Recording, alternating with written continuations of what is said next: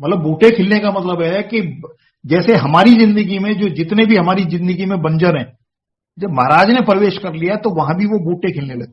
वो खुशबू, जब कहते हैं ना गुरु जी की फ्रेग्रेंस आती है, वो फ्रेग्रेंस वही है कि उनके चरण जब हमारी जिंदगी में जब वो आ गए तो वो फ्रेग्रेंस अपने आप आनी है, जैसे उस बगीचे में वो बूटे खिलने शुरू हुए। तो उसने बोला कि महाराज आप मेरे महल में चलो और भोजन कर लो। तो उन्होंने बोला कि भोजन तो तू करा देगा, पर दक्षिणा क्या देगा? तो राजा बड़ा विचार में रहा, कहने लगे इतने सारे में हीरे जवाहरात ये लेके आया मैं, इसका मतलब ये शायद कम है, इनको और ज्यादा चाहिए। तो उसने कहा कह लीजिए ये महल माड़ी ये सब कुछ जितना भी सब कुछ है वो सब कुछ मैं आपको दे दूंगा। तो उसने कहा भाई दान में जो चीज देनी है वो देनी है अपनी, जो तुम्हारी खुद की कृत कमाई हो उसको उसमें से दान देना है। किसी की चोरी डकैती करके किसी का उठा के तो अगर कोई दान करते हो तो जो दे रहा है सामने उसका दान नहीं लगता, दान उसका लगता है जिसका चोरी करके लाया है। तो राजा ने उसने बोला कि तेरे से पहले कोई और राजा था इस राज में, ये सारा उसके हाथ में था, तेरे जाने के बाद किसी और का होगा, तो ये तो तेरा है ही नहीं। तो राजा ने फिर अपने तन को वो किया कि जी ये शरीर में मैं खुद आपके उसमें आ जाता हूं, खुद को दे देता हूं। तो उसने बोला ये भी तन भी तेरा नहीं है। कह रहा इससे पहले तू पत्नी कितने जन्म लेकर आया है और आगे कितने जन्म तूने लेने हैं अपने कर्मों के हिसाब से, तो ये भी तेरा नहीं है। तो राजा ने सोचा कि ना धन कबूल कर रहे हैं ना तन कबूल कर रहे हैं, तो कह रहे जी मेरा मन, वो कहते हैं ना तन मन धन तीन तरह की आदमी सेवा कर सकता है, या तो तन से कर सकता है या मन से कर सकता है या धन से कर सकता है। तो राजा ने भी होता पहले धन की बात करी, फिर तन की बात की, फिर मन की बात की। राजा ने कहा कि जी मेरा मन हाजिर है। वो कह रहा मन तो तेरा दुश्मन है, तू कुछ करना चाहता है, मन तेरा कुछ करवाता है तेरे से। तो जो जिस उसका तो तू गुलाम है, तो गुलाम की क्या औकात है कि वो अपना वो कुछ कर सके, उसके पास तो कुछ है ही नहीं गुलाम पर सिवाय आज्ञा मानने के। तो जब उसने ये कहा कि मेरा तन मन धन कुछ भी कबूल नहीं किया तो मैं क्या देवा, तो उन्होंने कहा था कि सिर्फ ये जो मैं है ना ये तेरी कमाई है। तो हम सबकी कमाई भी मैं होती है, अहम जो हमारा, और गुरुजी अहम और वहम से ही दूर करने आए हैं। ये मैं कह रहा मैं मेरे को दे दो, उसने कहा जी मैं तो मेरे से नहीं निकलेगी, इतनी आसान नहीं है, ये तो आप ही निकाल सकते हो। तो उन्होंने इसके सिर पे हाथ रखा राजा के। वो कहने लगा जब राज कर रहे राज किसका? वो कहने लगा कि पहले तू अपना मान के राज करता था, अब उस ईश्वर परम शक्ति का मान के राज कर। तो जब हम ये मानेंगे कि हम किसी दूसरे की आज्ञा में हैं तो हम गलत करेंगे ही नहीं, जो करेंगे सही करेंगे। हमें पता है हमारे ऊपर कोई देखने वाला है, कोई चेक है हमारे ऊपर जो हमारे अच्छे और बुरे को देख रहा है, तो हम गलती ही नहीं करेंगे।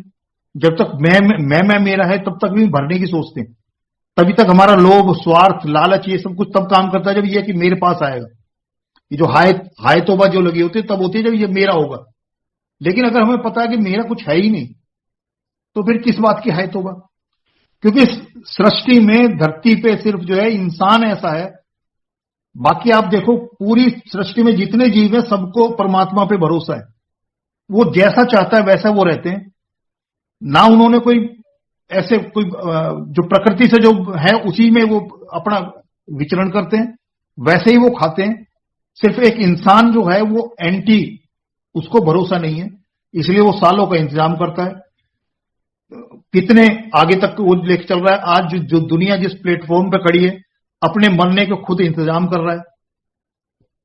जीने के इतने साधन नहीं है, मतलब शुद्ध हवा शुद्ध पानी शुद्ध अन्न के बारे में इतना खर्चा नहीं हो रहा जितना हम हथियारों पे काम कर रहे हैं। तो एक इंसान ऐसा है जो विनाश की तरफ चलता है, बाकी सारे जीव जो हैं वो प्रकृति के हिसाब से प्रो नेचर होते हैं।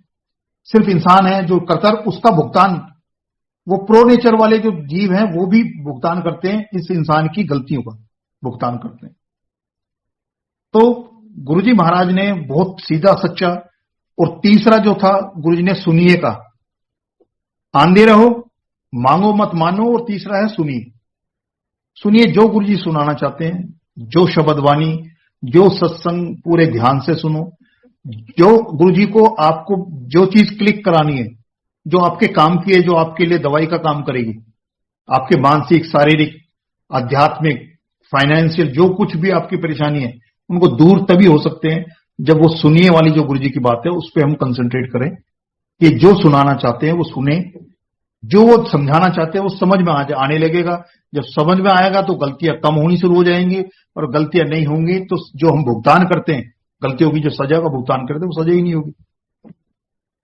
तो गुरु जी का बहुत सिंपल सा है, ना आपको फूल माला चाहिए, ना प्रसाद चाहिए, कुछ भी नहीं चाहिए। जो चाहिए वो गुरु जी ने आपके अंदर इनबिल्ट है, सबको, सबके पास। भाव आपके अंदर आएगा, श्रद्धा आपके अंदर पैदा होगी, भरोसा आपके अंदर होगा, समर्पण आपको अंदर से करना है। बाहर से तो मार्केट से, इनमें से कोई एक चीज नहीं है जो आपको मार्केट से मिलती हो कि मार्केट से लो और आप उसको महाराज को चढ़ा दो। और बाहर से जितनी चीजें हम चढ़ा सकते हैं उनका अरेंजमेंट तो हम कर लेंगे, पर इन 3-4 चीजों की एब्सेंस में वो सब बेकार है, वो मिट्टी है, सब कोई मायने नहीं रखता। क्योंकि दाता को इनमें से कुछ नहीं चाहिए, और जो चाहिए वो आप अगर वो ही चीज उनको नहीं दे पा रहे। और एक शब्द जो है, जो मैं तो जब शब्द है होते हैं उसमें कि श्वासों की माला नाल सिमरा में तेरा नाम। अभी कल भी एक उसमें था कि सुखदेव जी ने जब राजा परीक्षित को 7 दिन का वक्त था, 7 दिन उसके पास थे जिंदगी के, उसको पता था 7 दिन बाद चले जाना है, तो उसने बड़े बड़े जो धर्मात्मा थे उस समय के, जो संत थे, उनको सबको इकट्ठा किया हुआ था, बुलाया हुआ था कि मुझे ऐसा कुछ बताओ कि मैं मोक्ष की प्राप्ति कर लूं, मतलब ये जन्म मृत्यु का ये सारा कुछ कर लूं। 7 दिन का समय था। तो सुखदेव जी को बताते हैं कि वो 12 साल मां के गर्भ में रहे थे, और जब उनको जब वचन दिया गया था तब वो इस दुनिया में आए थे, और आते ही उन्होंने संन्यास ले लिया था। तो वो भी आए, तो जब सुखदेव जी आए वो सबसे यंग थे, 16 साल की उम्र के थे, लेकिन जितने भी उनके पिता पितामह जो सब कुछ वहां बैठे मौजूद थे, जो बड़े बड़े उस समय के धर्मात्मा संत थे, पुरुष थे, सबने खड़े होकर नतमस्तक हुए। और उन्होंने आगे सुखदेव जी से उनको बोला कि मेरे पास 7 दिन का समय है। परीक्षित, राजा परीक्षित ने बोला, अब इन 7 दिन में मैं कैसे, ऐसा क्या करूं जो मेरा कल्याण हो जाए और मैं इस जन्म मृत्यु के उससे मुक्ति पा जाऊं। तो उन्होंने एक ही चीज बताई थी कि हर सांस के साथ जो है ना नाम लेना शुरू कर दे। एक छोटा सा, मतलब उसमें उन्होंने कोई गीता पाठ, वेद का, पुराणों का, किसी का कुछ नहीं किया। उन्होंने उसका सबका मर्म एक दे दिया था सुखदेव जी ने कि ये इसका वो है कि आप हर सांस के साथ जो है ना नाम लेना शुरू कर दो नारायण का। और यही सिमरन की भी व्यवस्था है कि हर सांस के साथ एक प्रैक्टिस ही ये करनी है, बाकी सारी पूजा पाठ कुछ वो नहीं रखता ना। मैं तो जब भी शुक्राना की बात जब संगत से सुनता हूं कि शुक्राना गुरु जी का करना चाहिए, तो मैं यही देखता हूं जब टोटल मैंने महाराज को सौंप दिया अपने आप को, तो वो कौन सी ताकत है। हम तो शुक्र, थैंक यू और शुक्राना तो उसका बोलते हैं जो हम अपने से अलग मानते हैं जिसको। जब हमने गुरु जी को अपने आप को टोटल सरेंडर उनको दे ही दिया, तो हम कैसे कर सकते हैं।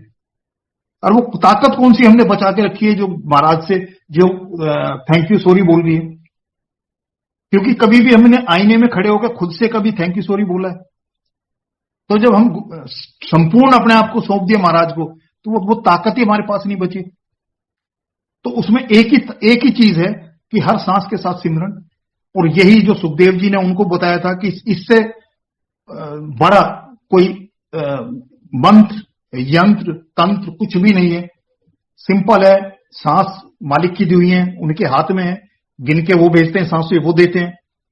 इस्तेमाल करना क्या है कि हर सांस के साथ सिमरन करोगे, हर सांस के साथ होगा, तो जब भी अंत समय आएगा मालिक की तरफ आपकी लो लगी होगी, मुंह पे, दिमाग में, मन और मस्तिष्क में उसका नाम होगा, वहीं से आपका कल्याण होगा।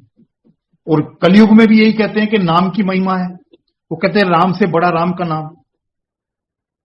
एक उसमें था कि जब वो उस पे समुद्र पे पुल बन रहा था, तो जो वो थे नल नील थे, वो पत्थर जो लेके आ रहे थे, वानर सेना पत्थर लेके आ रही थी, वो उसके ऊपर राम शब्द लिखते थे और उसमें डाल देते, वो तैरने लगता था। तो रामचंद्र जी बैठे हुए थे, उन्होंने देखा तो पुल तैयार हो रहा है और पत्थर तैर रहे हैं।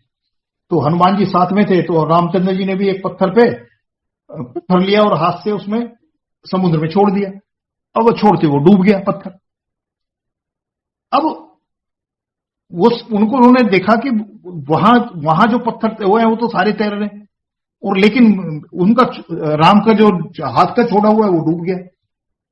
तो उन्होंने सवाल किया कि महाराज ये आपका पत्थर तो मतलब डाला और वो डूब गया उसमें समुद्र में, और वो आपके नाम के लिखे हुए जो है ना वो जो है सारे तैर रहे।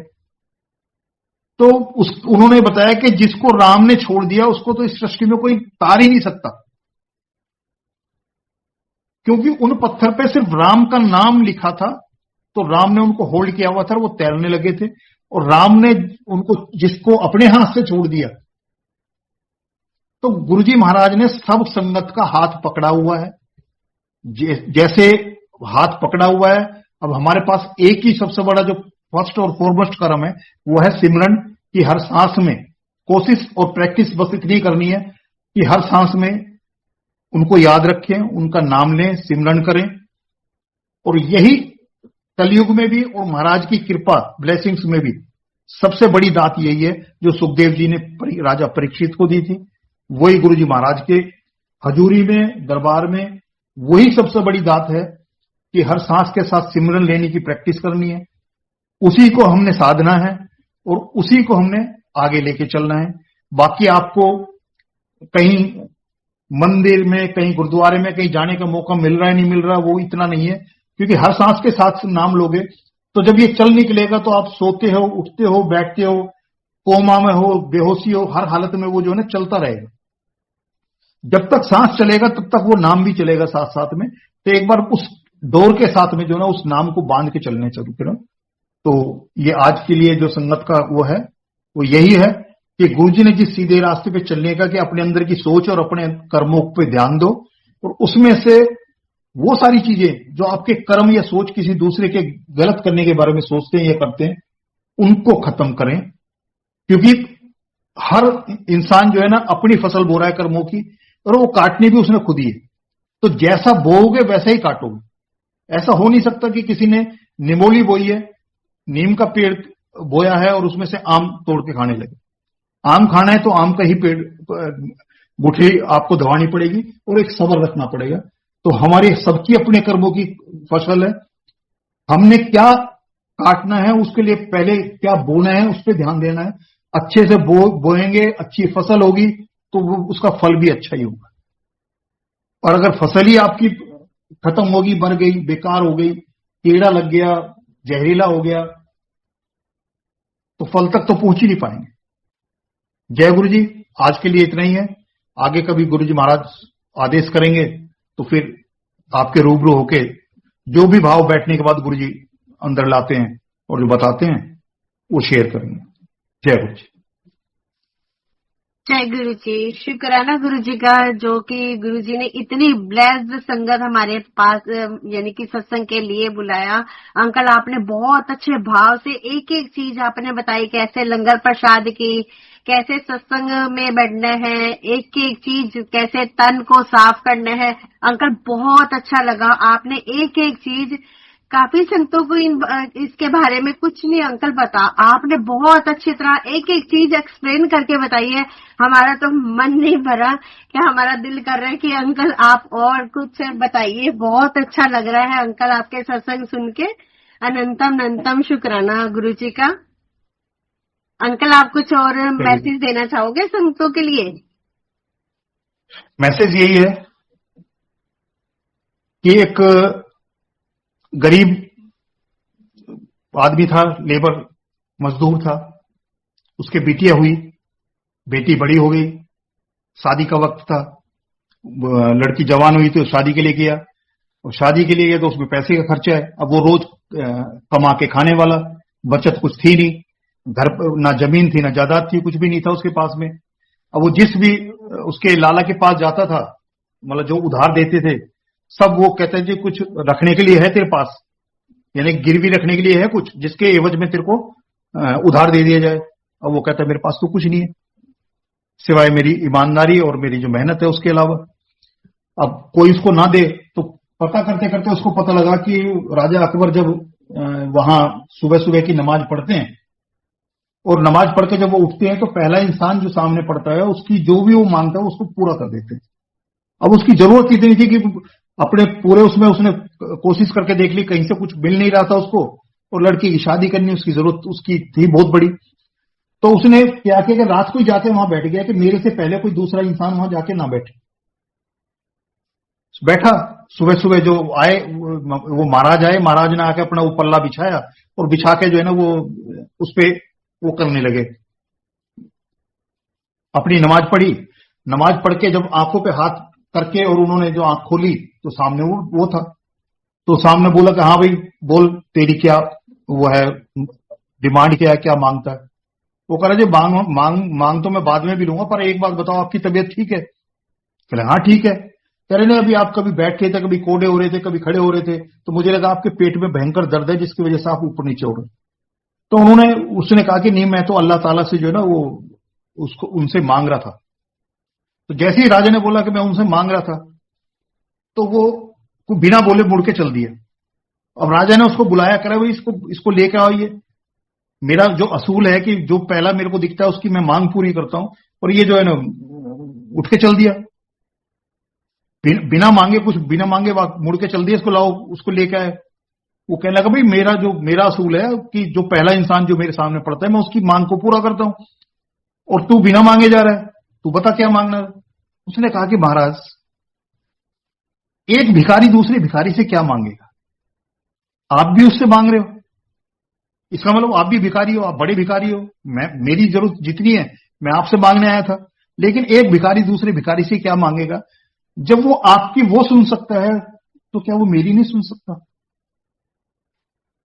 तो यही हमारे लिए है कि जब हम किसी इंसान को, किसी संगत को या किसी को यूज करने की कोशिश करते हैं, तो मालिक जो है ना उस चीज के लिए है कि जब वो उसकी सुन सकता है तो वो हमारी भी सुन सकता है, लेकिन हमारी सुनाई में जो है ना हमारी ईमानदारी होनी चाहिए। तो जैसे उसने बोला था कि जिससे तुम मांग रहे हो अगर वो तुम्हें दे सकता है तो मुझे भी दे सकता है। तो दाता बैठे हुए हैं, मालिक बैठे हुए हैं।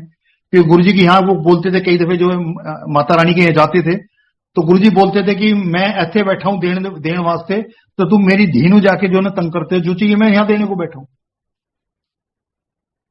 वो ये कहते हैं कि मैं बैठा हूं, पियो बैठा है, ऐसे बैठा है, तो तुम मेरी धीनु जाके तंग करते हो, तो जो चाहिए मैं यहां दे देता हूं। जो सारी सृष्टि उनसे मांग के आगे देती है, अगर उन्होंने आपको अपनी शरण में लगा लिया उसके बाद बचा क्या? तो आपके मन में ये कि उससे इसलिए राम राम करनी है कि कल को उसको कहीं यूज करूंगा, क्योंकि रिश्ते दो तरह के होते हैं, अपना बना लो या किसी के बन जाओ। तो महाराज के साथ भी यही है, उनको अपना बनाएंगे तो हो सकता है युग बीत जाए। शिव पुराण पढ़ेंगे उसमें है कि पार्वती जी को भी जो है ना कितना तप करना पड़ा था उनको पाने के लिए, बहुत बड़ी व्यवस्था, बहुत लंबा इंतजार होता है, उसके बाद भी वो खुश हो ना हो, वो अपना बनाने के चक्कर में। और उनके हो जाने, आपने क्या करना है, उनके जाके सामने सरेंडर कर दो अपने आप को, बाकी वो जाने और उनका काम जाने, क्योंकि सारी जिम्मेदारी आपने उनको सौंप दी, अपने को सौंप के उनको। और अगर उनको बनाने के चक्कर में लोगों को, ज्यादातर जो हम ये करते हैं, हमारी कोशिश ये होती है कि मालिक को अपने हिसाब से चलाएं। कोई भी आप अपनी अरदास उठा के देख लो, गुरुजी को हम आदेश ही दे रहे होते हैं, वो क्या चाहते हैं उससे ज्यादा हम क्या चाहते हैं वो उनसे कराना चाहते हैं कुछ भी। और कोशिश ये होनी चाहिए कि उनके आदेश की हम इंतजार करें कि वो जो हम चाहते हैं हमसे कराना, वो उनके आदेश को हम सुने, समझें और वो हम करें। इसलिए यह है कि कोई भी इच्छा, मांग, शिकायत, शिकवा अगर आपके दिल में है, इसका मतलब आपका सरेंडर हुआ ही नहीं। अगर पूरा जिस दिन भरोसा हो गया तो आपके अंदर वो भाव ही नहीं आएगा कि आप कोई अरदास लेके जाओ गुरु जी के पास में, चाहे मुंह से बोल के, चाहे दिल के अंदर, कुछ जरूरत नहीं पड़ेगी। क्योंकि मैंने अपनी 2006 के पहले दिन की जो हाजिरी, 12 मार्च 2006 को जो गुरु जी ने मेरे को समझाया था, अपना एक स्वरूप देके दिलाया था जो, क्योंकि मनोज ने एक ही चीज बोला था मेरे को कि भाई साहब आप पहले दिन आए हो, पहले दिन गुरु जी के स्वरूप मांगते हो। आजकल जिस तरह से स्वरूप बंटते हैं उस तरह से गुरु जी के टोले में रहते नहीं बंटते थे, इतना आसान नहीं था मिलना गुरु जी का स्वरूप। तो उसने कहा कि टाइमिंग प्रायोरिटी गुरु जी की है। टाइमिंग क्या है गुरु जी की, प्रायोरिटी क्या है गुरु जी की? सबसे पहले आपके पास जिंदगी होनी चाहिए, सांसें होनी चाहिए। सारी दुनिया आपको मिल गई, सांस एक भी आपके पास नहीं, क्या एंजॉय करोगे? तो सबसे पहले सांसें, उसके बाद हेल्थ है। सारी दुनिया का धन दौलत आपके हाथ में आ गया, सारे ऐशो आराम आपके आसपास बिखेर दिए, लेकिन आपकी हेल्थ नहीं, आप बेड रेडी है, ना कुछ खा सकते हो, ना कहीं जा सकते हो, ना उठ सकते हो, ना बैठ सकते हो, क्या करोगे?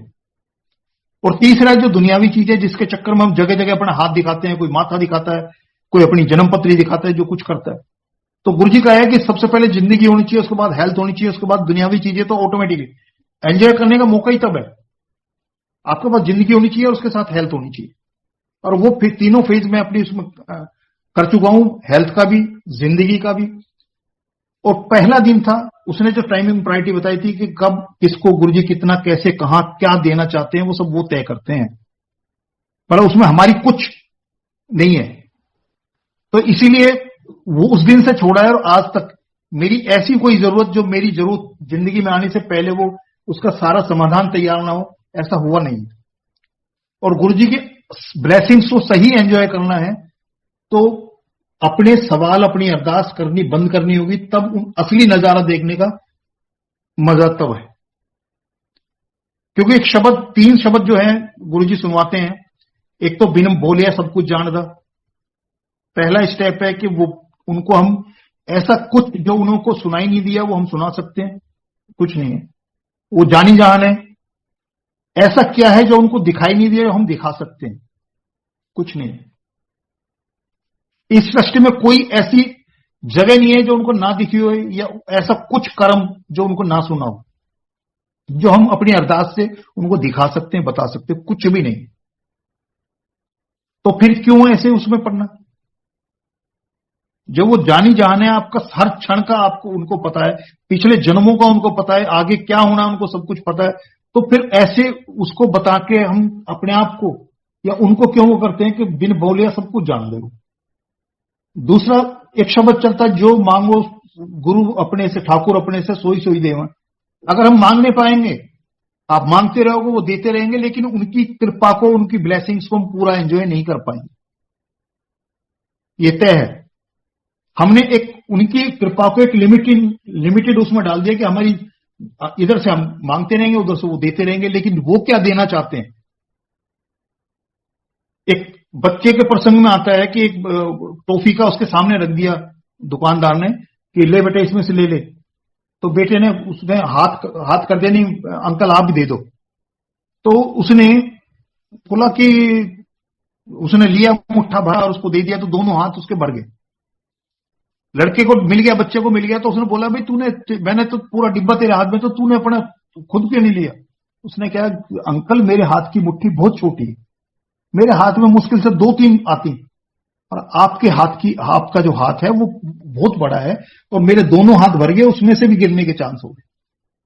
तो यही है, जब हम मांगते हैं तो हमारी जो मांग है वो 2-4 टॉफियों तक ही हम उठा पाते हैं, क्योंकि हमारी औकात ही इतनी है, हमारी सोच ही इतनी है, हमारी जरूरत भी उतनी होती है। लेकिन मालिक वो जो पूरा डिब्बा हाथ सामने लेके बैठे हैं, वो पूरा डिब्बा भी उठा के हाथ में डाल सकते हैं।